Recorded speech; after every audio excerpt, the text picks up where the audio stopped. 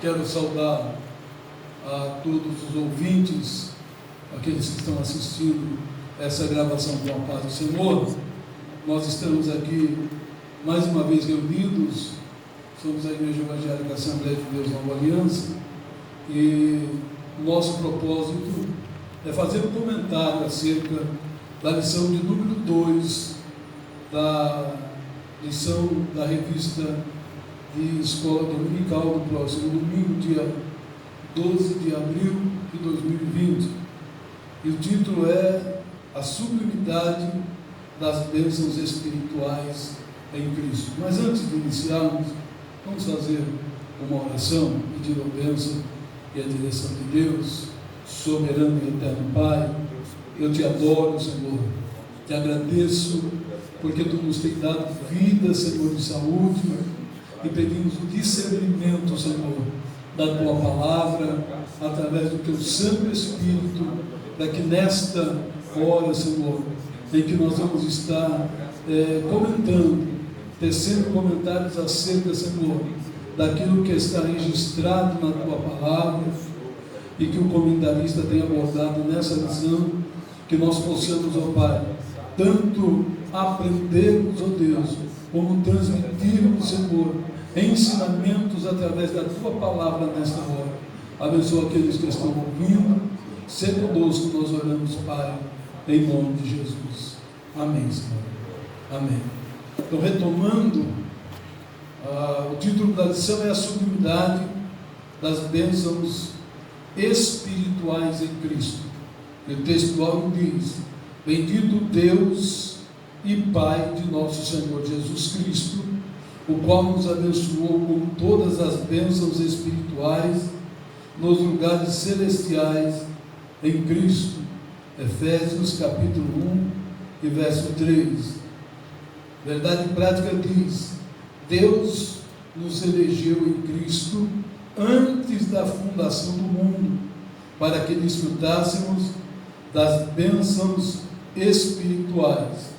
A nossa leitura bíblica em classe está registrada na carta que Paulo escreveu aos Efésios, no capítulo de número 1, versos 3 e 4, e depois do 9 ao 14, aos Efésios 1, do verso 3 e verso 4, e depois do verso 9 ao 14, diz assim: Bendito Deus e Pai de nosso Senhor Jesus Cristo, qual nos abençoou com todas as bênçãos espirituais nos lugares celestiais em Cristo, como também nos elegeu nele antes da fundação do mundo, para que fôssemos santos e irrepreensíveis diante dele em amor, descobrindo-nos o mistério da sua vontade, segundo o seu beneplácito, que propusera em si mesmo, de tornar a congregar em Cristo todas as coisas, na dispensação da plenitude dos tempos, tanto as que estão nos céus, como as que estão na terra. Nele digo, em quem também fomos feitos herança, havendo sido predestinados conforme o propósito daquele que faz todas as coisas, segundo o conselho da sua vontade, com o fim de sermos para o louvor da sua glória, nós, os que primeiro esperamos em Cristo, em quem também vós estáis, depois que ouvistes a palavra da verdade, o evangelho da vossa salvação, e tendo nele também crido, foste selado com o Espírito Santo da promessa, o qual é o penhor da nossa herança, para a redenção da possessão de Deus, para louvor da sua glória.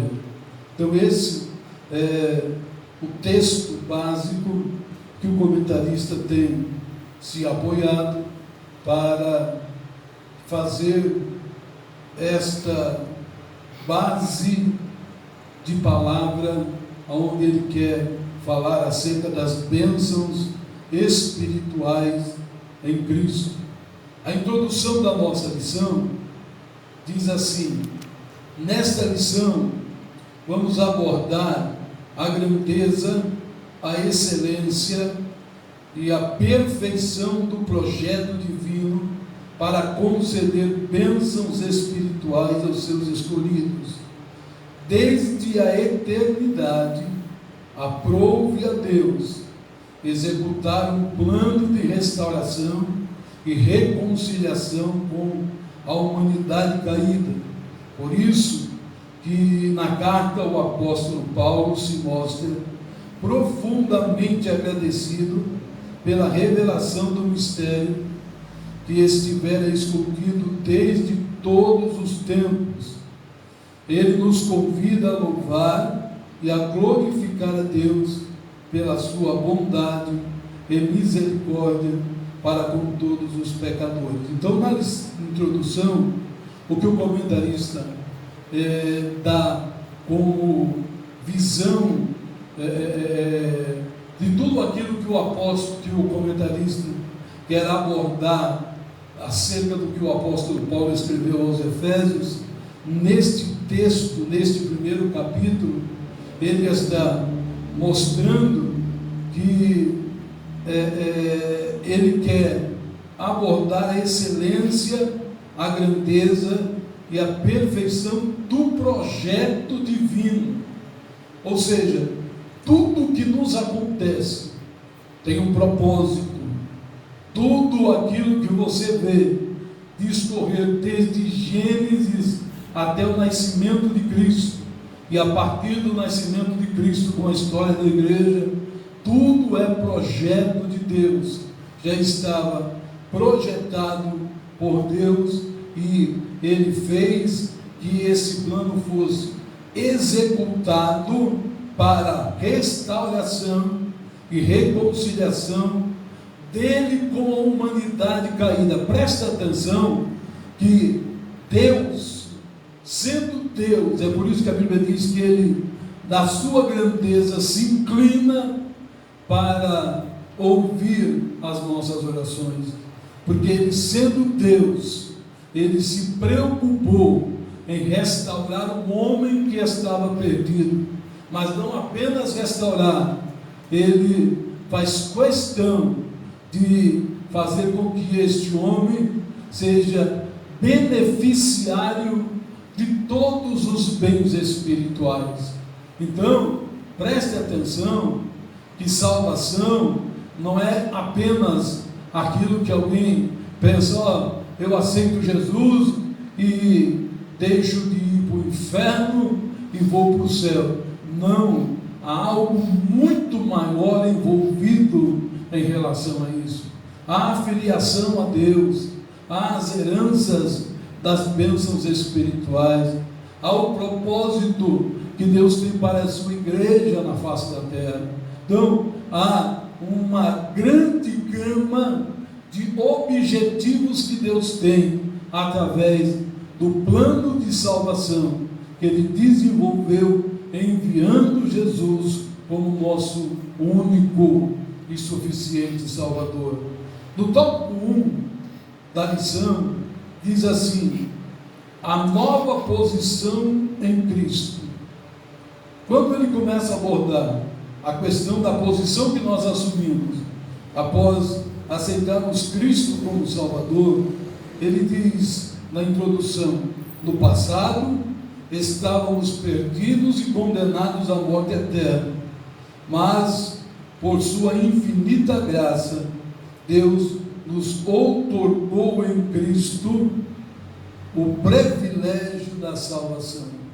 Só que antes de abordar propriamente a questão da posição que nós adquirimos em Cristo, o comentarista ele para analisar a doxologia deste início da carta aos Efésios.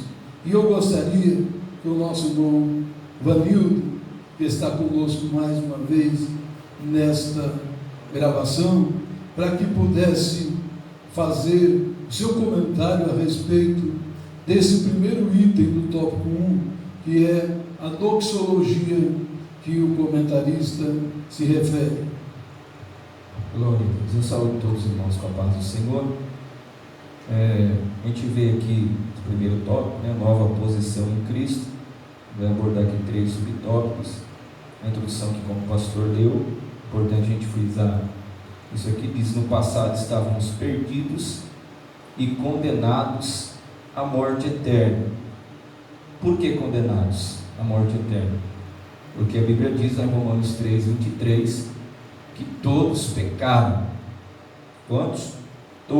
Todos pecaram e destituídos estão da glória de Deus.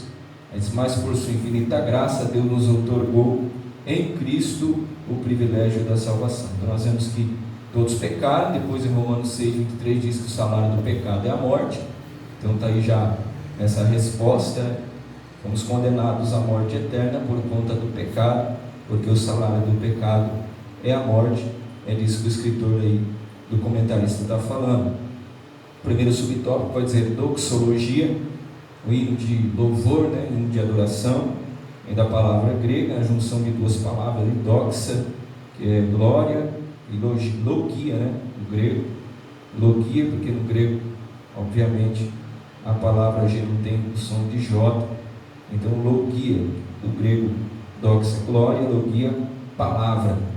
Quer dizer, após expor os versículos de abertura da epístola, que a gente viu na aula passada, capítulo 1, verso 1 e 2 de Efésios, o apóstolo Paulo apresenta uma sequência do texto que se caracteriza pela verdadeira adoração, bondade ativa de Deus. Interessante a gente frisar isso, né? Essas 2 características aqui que o escritor destaca: a verdadeira adoração, a bondade ativa de Deus. Verdadeira adoração, se há uma verdadeira, existe uma verdade implícita aqui, né? Se há uma verdadeira adoração, porque existe também uma falsa, como o Senhor Jesus ele disse para a mulher samaritana no capítulo 4 de João, dizendo: olha, virá o tempo em que os verdadeiros adoradores adorarão o Pai em espírito e em verdade, porque o Pai procura. Deus levanta quem, isso é importante a gente frisar, Deus levanta quem Ele quiser, mas verdadeiros adoradores Ele procura.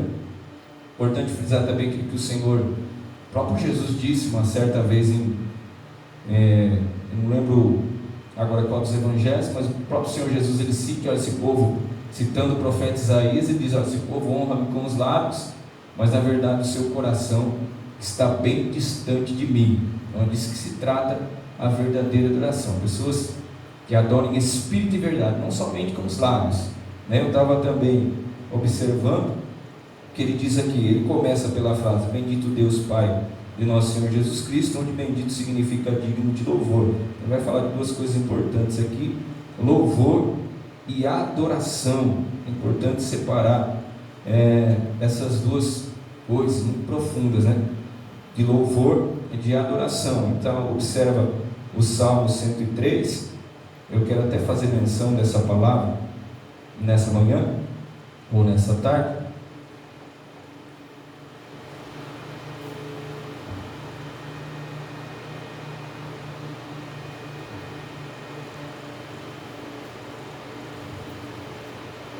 Salmo 103, verso número 7. Veja só que interessante: fez notório os seus caminhos a Moisés e os seus feitos aos filhos de Israel. É interessante essa palavra, porque a gente vai ver aqui que Moisés conhece os caminhos de Deus e o seu povo conhece os seus feitos. Então a gente pode distinguir assim louvor de adoração. Moisés conhece o coração de Deus, Israel os seus feitos. Então nós louvamos a Deus pelos seus feitos e o adoramos por aquilo que Ele é. Lembro que a palavra adoração significa amar muito. Então louvamos a Deus pelos seus feitos, e grandes têm sido os seus feitos. Louvamos a Deus pelos seus feitos e o adoramos, o amamos por quem Ele é.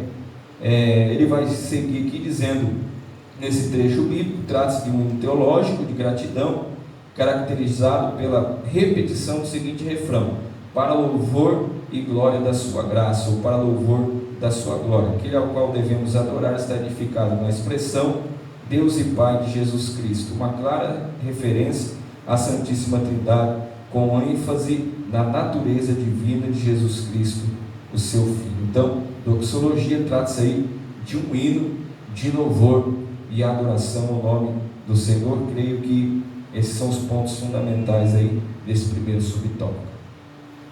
Nós louvamos a Deus, e o comentarista deixa bem frisado aí, não é? Que Paulo, antes de abordar a importância do projeto, ele reverencia o dono do projeto, que é o nosso Deus. Mas no segundo subtópico, o comentarista ele lança uma visão acerca das bênçãos espirituais. E nós gostaríamos que o nosso irmão Rodolfo pudesse comentar este subtópico. Quero saudar a todos com a paz do Senhor. As bênçãos espirituais, a nova posição em Cristo. E o segundo item diz as bênçãos espirituais. Quando o apóstolo Paulo fala a respeito das bênçãos espirituais, para quem essas bênçãos espirituais? Para todos que vêm na igreja? Para todos que creem em Cristo? No primeiro versículo do texto da leitura bíblica em classe, Paulo deixa claro, dizendo: bendito o Deus e Pai de nosso Senhor Jesus Cristo, o qual nos abençoou com todas as bênçãos espirituais nos lugares celestiais em Cristo. Ou seja, as bênçãos espirituais dessa nova posição, como já diz o próprio tópico, é só para quem está em Cristo. E estar em Cristo não é apenas crer, apenas vir na igreja. Estar em Cristo é deixar que Cristo domine a nossa vida, que Cristo seja o Senhor da nossa vida. Essas bênçãos espirituais, como diz o próprio comentarista, obviamente que não são bênçãos materiais, não são bênçãos que a gente pode conquistar aqui na terra, falando de frutos ou bens financeiros, mas são bênçãos que Deus já nos deu em Cristo Jesus. O próprio texto da leitura bíblica em classe cita, se você ler o segundo item desse tópico, vai dizer: bênçãos como ser eleitos para ser santos, predestinados para ser filhos de Deus, remidos através do sangue de Jesus Cristo, revelou-nos a palavra da verdade, selou-nos com o Espírito Santo da promessa e garantiu a validade da promessa através do Espírito Santo. Então todas essas bênçãos são bênçãos espirituais que alcançamos através da pessoa bendita de Jesus Cristo. Não há outro meio. Se eu sou um bom cristão, se eu faço boas obras, se eu não estiver em Cristo, nenhuma dessas bênçãos espirituais elas podem ter efeito na minha vida, porque elas só têm efeito através de Cristo na minha vida. Então as bênçãos espirituais que Deus promete é a herança de quem herda. Aqueles que aceitam a Cristo herdam. Então, se Cristo é o Senhor da nossa vida, nós temos por direito em Cristo todas essas bênçãos espirituais. E isso é maravilhoso. Se formos aprofundar no quão maravilhosos são essas bênçãos, a garantia da nossa salvação, essa promessa não tem fim, irmãos. A nossa salvação, ela só perde validade quando deixamos de estar em Cristo.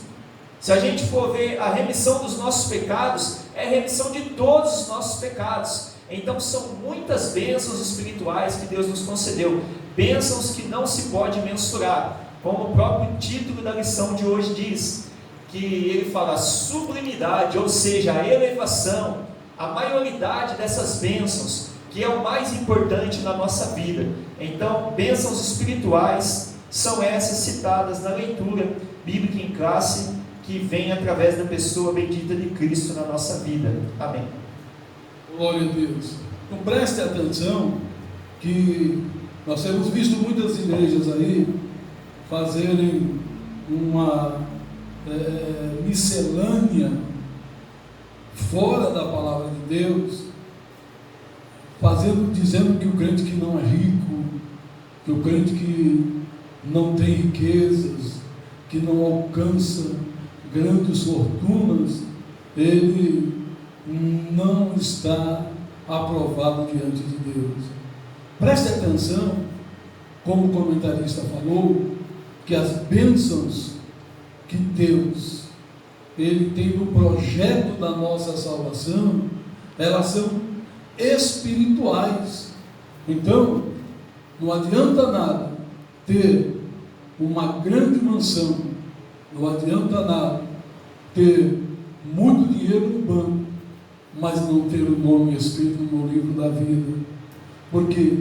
Porque as bênçãos que deveriam ser efetivadas na nossa vida após a morte não acontecerão se nós não estivermos de fato ligados à pessoa de nosso Senhor e Salvador Jesus Cristo. Que tipo de bênção você busca? Só as materiais, e elas acontecem porque Cristo falou da prosperidade material, mas não adianta nada ter a prosperidade material e não desfrutar da maior riqueza, que são as bênçãos espirituais em Cristo. Na continuidade do tópico 1, nós temos aqui um subtópico que toca justamente no cerne do tópico 1, que é a nova condição. Quem aceita Cristo, a Bíblia diz, nova criatura é. Não é mais. Meu nome é Marcos, mas depois de eu aceitar Cristo como Salvador, eu não sou mais aquele Marcos que as pessoas conheciam. Houve uma transformação na minha vida.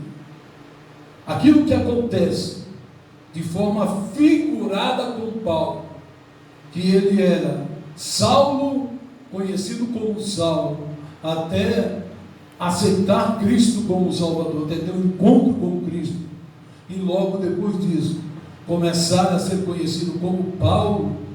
Isto é o que acontece com todo aquele que aceita Cristo como Salvador.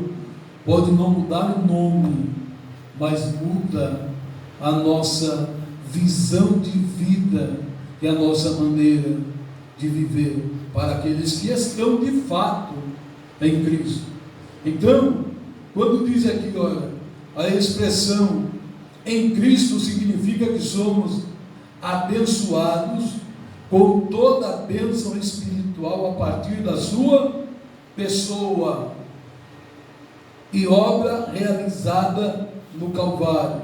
Ou seja, eu vejo muito crente orando e dizendo: Senhor, Tu sabe que eu sou fiel, Senhor, Tu sabe que eu sou bonzinho, bom pai, bom marido, bom filho. Ei, a Bíblia diz que a salvação é pela graça, não é pelas obras. As bênçãos que nós recebemos é por causa do favor imerecido que Cristo fez por nós na cruz do Calvário. Se você tem alguma coisa, eu me lembro que quando Paulo escreve em determinado lugar, ele diz que tudo que recebemos não é por mérito nosso, mas é para a glória do nome do Senhor. É por isso que quando ele começa a escrever esse primeiro capítulo aos Efésios, ele não começa focando no plano e no resultado do plano, ele começa adorando aquele que fez o plano, porque ele é digno de toda honra, de toda glória e de todo louvor.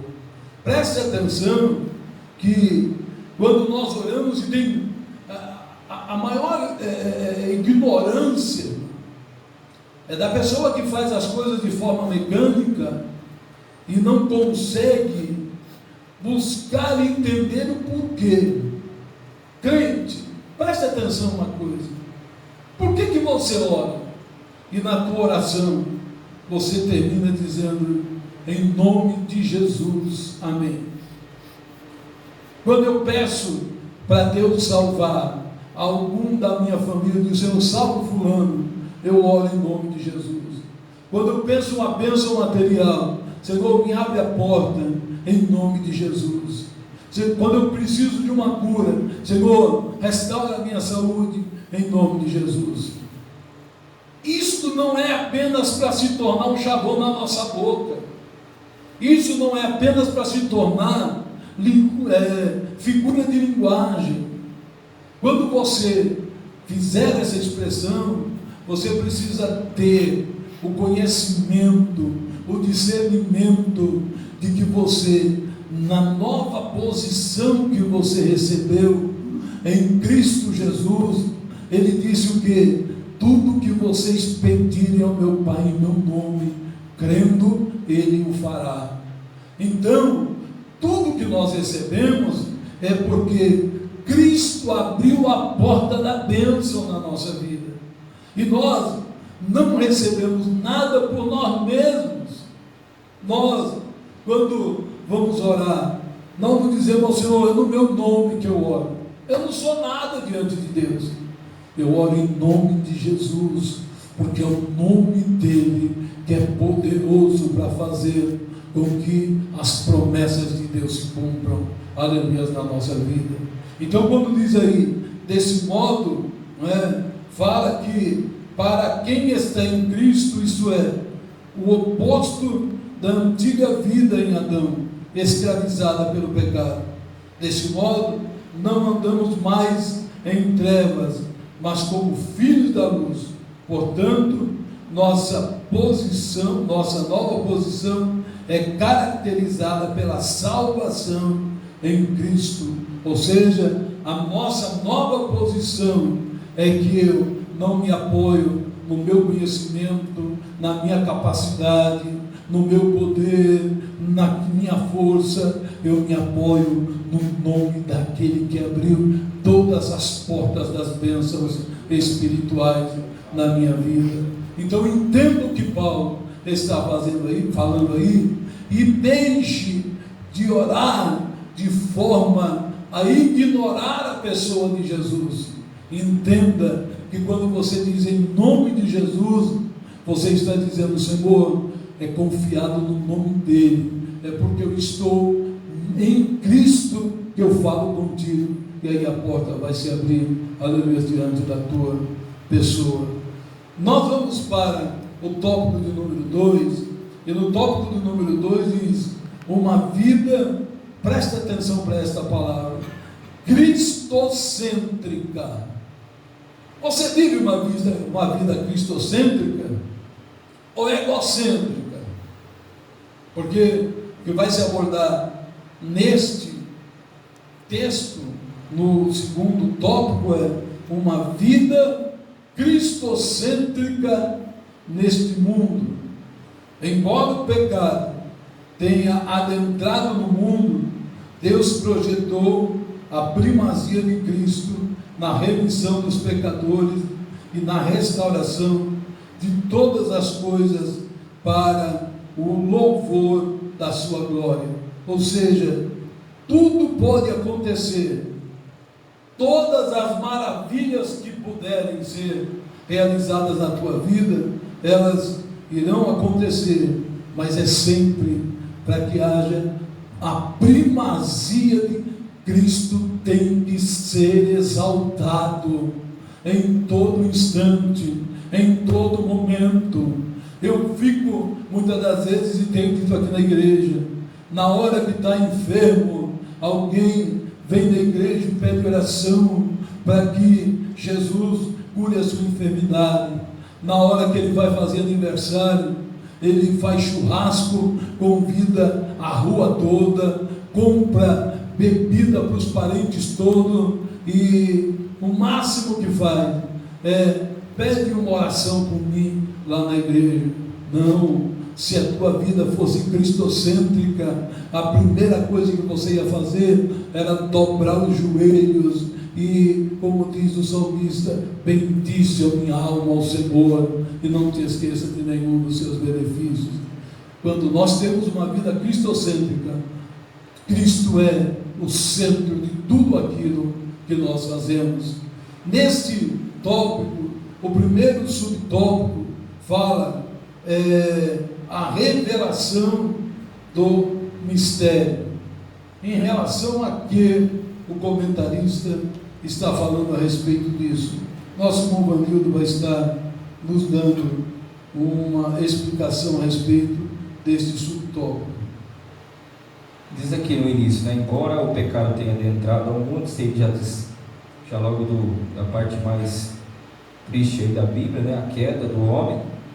Depois no próprio Gênesis 3,15 ele diz: da semente da mulher nasceria um que pisaria a cabeça das serpentes. E Deus projetou a primazia de Cristo na remissão dos pecadores e na restauração de todas as coisas para o louvor da sua glória.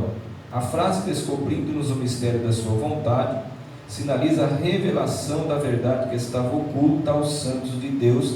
Está lá em Colossenses capítulo 1, verso 26. Essa verdade diz respeito aos decretos eternos que Deus planejara por sua soberana vontade, com o propósito de salvar os pecadores. É a obra redentora de Cristo, aquilo que estava previsto lá no Gênesis. Então, até então era um mistério sobre tudo o que ia acontecer, para se cumprir em Cristo, no sacrifício que Ele faz, abrindo a porta aí para os pecadores, para os gentios. Tá? Uma ressalva aqui, João 3,16, que diz, uma palavra bem conhecida, os irmãos todos conhecem. Ali vai dizer assim, não vou ler por causa do horário: essa vontade divina é revelada segundo o seu beneplácito, isto é, de acordo com o que lhe agrada fazer por amor e misericórdia. Romanos 9, 15, 16, 11, 32. Sua vontade foi executada conforme o seu desígnio por intermédio de Cristo, para que o Filho em tudo tivesse a preeminência. Então, essa vontade de Deus, esse desígnio, ele foi cumprido quando Cristo na cruz disse: tetelestai, está consumado. Ali se cumpre toda esta palavra, se revela todo este mistério que ele está dizendo aqui, né? Revelação do mistério. Se você ler Colossenses capítulo 1, verso 26, Paulo ali vai dizer explicitamente sobre isso. O mistério era a obra redentora de Cristo, a surpresa da igreja, aquilo que ainda havia de acontecer se cumpre. Foi feito, bem feito, perfeito por Cristo e para sempre. Amém? Deus abençoe. Glória a Deus. Nós louvamos ao nome do Senhor, porque quando na questão da revelação do mistério, Paulo, lá em Colossenses 1,26, ele fala que era um mistério que estava oculto, não é? O plano de Deus não foi feito de última hora depois que o homem pecou. Era um mistério que estava oculto, mas que já existia. A Bíblia diz que Cristo é o Cordeiro que foi morto antes da fundação do mundo, ou seja, era algo que já estava no plano de Deus. O momento em que o pecado aconteceu, Deus não correu para fazer um plano tampão, não, Ele já tinha tudo preparado, porque Ele é onisciente e Ele sabe de todas as coisas. O item 2 do segundo tópico diz: a plenitude dos tempos. E a Bíblia fala muito a respeito. O que é a plenitude dos tempos? O irmão Rodolfo vai estar falando a esse respeito. Continuando aqui, a Bíblia Sagrada, ela aponta de Gênesis a Apocalipse para Cristo. Então, o plano de Deus, como o nosso pastor aqui já comentou, ele é desde antes da fundação do mundo. Cristo já era morto antes da fundação do mundo, o Cordeiro morto antes da fundação do mundo. Então, não é uma situação em que Jesus entrou para consertar um erro. Deus, ele sempre soube de todas as coisas. Na sua onisciência, nada pega Deus de surpresa. Então, a plenitude dos tempos é o momento certo, o momento exato, o momento que está tudo pronto para que aconteça algo. Nesse contexto do item 2, do tópico 2, a palavra de Deus diz que na plenitude dos tempos, todas as coisas que foram feitas por Cristo, para Cristo, estarão sujeitas ao seu poder. Então, no versículo 10, para explicar melhor, no versículo 10 da leitura bíblica em classe diz: de tornar a congregar em Cristo todas as coisas, na dispensação da plenitude dos tempos, tanto as questões do céu como as questões na terra. Ou seja, todas as coisas que existem, natureza, universo, a humanidade, tudo isso, na plenitude dos tempos, estará no domínio de Cristo. Mas isso não significa que todos serão salvos. Não é isso que o apóstolo Paulo quer dizer. O que ele quer dizer é que todas as coisas serão governadas por Cristo na plenitude dos tempos. Ou seja, aqueles que estiverem em Cristo serão salvos, mas aqueles que não estiverem não serão salvos. Então, a plenitude dos tempos para o governo de Cristo aqui significa dizer a respeito de toda a humanidade, a respeito da terra, do universo. Porque hoje o que existe há uma impressão de que as coisas acabam fugindo um pouco do controle de Deus. Parece que a natureza vive de desastre em desastre. Tudo isso é consequência das nossas próprias ações, a corrupção que há no mundo hoje, né? O descontrole, a falta de amor, tudo isso ainda não está no governo total de Cristo, porque Ele ainda não governa, mas na plenitude dos tempos, quando Cristo passar a governar todas as coisas, tudo estará congregado em Cristo. Ou seja, a palavra que se aplica a essa plenitude dos tempos, há duas definições no grego para tempo: kairos, que é o tempo de Deus, e o tempo cronos, que é o tempo da humanidade, a cronologia, a ordem dos fatos. Essa plenitude não se aplica ao nosso tempo, não se aplica àquilo que nós estamos. Jesus dizendo no livro de Atos, ele fala assim: olha, a vós não pertence saber as estações ou tempos que Deus estabeleceu pelo seu poder. Então, o tempo de Deus é diferente do tempo da humanidade. Deus sabe o tempo de todas as coisas, e há um tempo determinado para que tudo aconteça. E a plenitude, se você ler o segundo item, ele fala que será tudo da maneira que Cristo quiser fazer. Ou seja, na plenitude dos tempos, o nosso Senhor Jesus governará todas as coisas, porque Ele estará plenamente no controle de todas as coisas, governando toda a humanidade. Glória a Deus. Presta atenção nesse tópico da plenitude dos tempos, de que Deus já esteve no comando de todas as coisas, tudo estava no comando dele. Aí ele começa a criar os anjos, aí ele cria o Luzbel, o Lúcifer, que ele arquiteta a rebelião no céu. Aí Deus faz o homem aqui na terra, e parece que está tudo conforme Deus queria no Éden. A serpente, induzida por Satanás, entra, parece que destrói tudo. E algumas pessoas olham e dizem: parece que Deus não tinha controle. Não é que Deus não tinha controle, era o que Deus queria. Por quê? Porque quando o Lúcifer faz a rebelião no céu, Deus não poderia ter abafado? Poderia, mas ele queria saber quais anjos queriam ficar com ele na glória e quais anjos iam seguir aquele que estava se rebeliando. Quando ficou definido, a Bíblia diz que ele ganhou a terça parte, foi lançado do céu. Aqueles que foram lançados para lá não retornam mais. Aqueles que ficaram, foi os que se decidiram a ficar. A mesma coisa está acontecendo na terra. Você acha que Deus perdeu o controle? Perdeu não. Ele prova a humanidade. Deus amou o mundo de tal maneira que mandou o seu Filho unigênito para que todo aquele que nele crê não pereça, mas tenha vida eterna. Só que é o tempo de Deus, e na plenitude dos tempos de Deus, Ele vai retomar o controle de todas as coisas. Não se engane, tudo que está acontecendo é dentro do projeto de Deus, para que Ele retome o controle de todas as coisas no momento certo, que Ele mesmo determinou, porque é Ele quem determina todas as coisas. No terceiro subtópico, terceiro item desse tópico 2, o comentarista fala louvor da sua glória. O apóstolo enfatiza que as bênçãos são destinadas aos crentes, judeus e gentios, a igreja, ou seja, as bênçãos são destinadas a tanto gentios quanto judeus, todos quantos aceitarem Cristo como Salvador.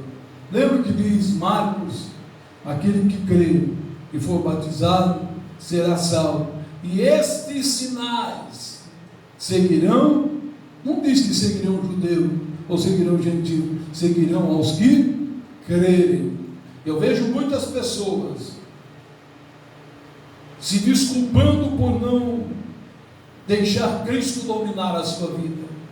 Quer dizer, eu ainda não senti de servir a Deus. A Bíblia não diz que aquele que sentir vai ser salvo. A Bíblia diz que aquele que crer não é sentir, crer é aceitar, crer é se submeter à vontade de Deus. No original, o verbo original crer é aquele que obedece, se submete ao querer de nosso Deus. Louvado seja o nome do Senhor. E tudo é para a glória dele. Não adianta você pedir algo na tua vida querendo se ensoberbecer, achando que você vai crescer para cima de alguém, se aquilo que você está pedindo não servir para o nome de Deus ser glorificado na tua vida, Ele não vai fazer. Lembra quando Jesus está entrando naquela cidade de um cego? Perguntaram para ele, Senhor, por que esse homem é cego? Quem pegou para ele dar assim? Ninguém pegou. É para a glória do nome do Senhor. Ele foi lá, curou o cego, e o cego, aleluia, fez com que o nome do Senhor fosse glorificado. Não adianta você tentar enganar a Deus, achar que você pode vir na igreja, orar, pedir uma bênção e depois andar de qualquer maneira, como se Deus pudesse. Não, Ele só vai fazer aquilo na tua vida que sirva para que o nome dEle seja glorificado, porque esse é o propósito. Alguém diz assim: ah, pastor, por que não tem tantos milagres na igreja como havia no princípio? É simples, irmão. Deus é o mesmo, Ele não deixou de operar, não. Ele continua curando, Ele continua realizando milagres, Ele continua realizando maravilha. Mas lá no princípio, Ele precisava fazer com que todos os povos entendessem que havia um Deus que podia fazer milagres extraordinários. Então Ele fez com que muitos milagres que foram feitos fossem alardeados para todos os cantos, porque o nome dEle tem que ser glorificado, aleluia, em todas as situações. A Bíblia diz aqui: Ele ratifica igualmente que o propósito da eleição não é outro, senão louvar e glorificar a Deus. Aproveitando esse gancho aí, louvor da glória de Deus, até essa falta, não que Deus não faça mais milagres, como o senhor mesmo falou, Ele continua fazendo milagres, operando do mesmo jeito, Deus é o mesmo, mas a gente não vê mais com tanta ênfase, com tanta constância os milagres acontecendo. Seria que, talvez por causa de, como diz aqui esse tópico, uma vida cristocêntrica, as pessoas estarem não sendo cristocêntricas? Hoje é eu não lembro a palavra, acho que é antropocêntricos, o homem como centro. Seria até os hinos, até mesmo as pregações hoje são muito mais de autoajuda do que como no passado. Jesus cura, salva, batiza, leva o ser humano para o céu. As coisas ficaram um pouco mais teológicas. o conhecimento é um pouco mais avançado, mas a minha visão assim de tudo que tem acontecido é que as pessoas têm ficado mais focados no homem como centro, os hinos que a gente ouve, né? Até mesmo as pregações mais focadas no homem do que propriamente tendo Cristo como centro. O senhor acha que pode ser isso? Não resta dúvida, não é? Quando Paulo e Silas, Paulo e Barnabé, no Atos 14, olha para aquele paralítico, e aquele paralítico, eles veem fé e ordenam que ele seja curado. Ele é curado. As pessoas querem ovacionar Paulo e Silas, eles apanharam porque não aceitaram ser ovacionados. Hoje nós vemos aí homens, não é, que se tornaram estrelas do Evangelho, que em vez de darem a glória que é devida a Cristo, absorvem a glória para si. Então, quando nós deixamos de ser cristocêntricos e nos tornamos antropocêntricos, como disse o nosso irmão, Deus, ele simplesmente deixa de operar da forma como ele sempre operou. E o pior não é ser antropocêntrico, é ser egocêntrico, aquele crente que acha que ele é o centro de todas as coisas, não é? Eu canto melhor, eu prego melhor, eu sou o melhor pastor, eu sou o melhor porteiro. Ei, você não é nada. A Bíblia diz que Cristo é tudo em nós. Louvado seja o nome do Senhor, e que tudo tem que ser para a glória do nome do Senhor. Nós estamos aí vendo homens que acabam de pregar e eles saem, e aí, como é que foi a minha pregação? Como é que foi a palavra? Esperando, aleluia, que alguém bata nas costas dele e elogie ele. Ei, nenhuma ministração é nossa, nós só somos vaso. A palavra é de Deus e a inspiração vem pelo Espírito Santo de Deus. O que nós precisamos é, como diz João, diminuir para que ele possa crescer na nossa vida. O último tópico é um tópico interessante que fala a respeito, terceiro tópico, o Espírito Santo, penhor da nossa herança. O Espírito Santo desempenha importante papel no plano da salvação idealizado por Deus. Viu?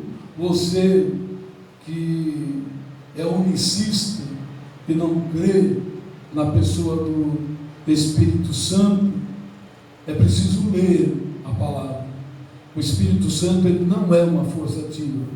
O Espírito Santo, ele não é um vento. Ele é uma pessoa. Ele sente, ele se entristece. A Bíblia diz que ele fala. A Bíblia diz que ele orienta, que ele guia, que ele ensina. Isso são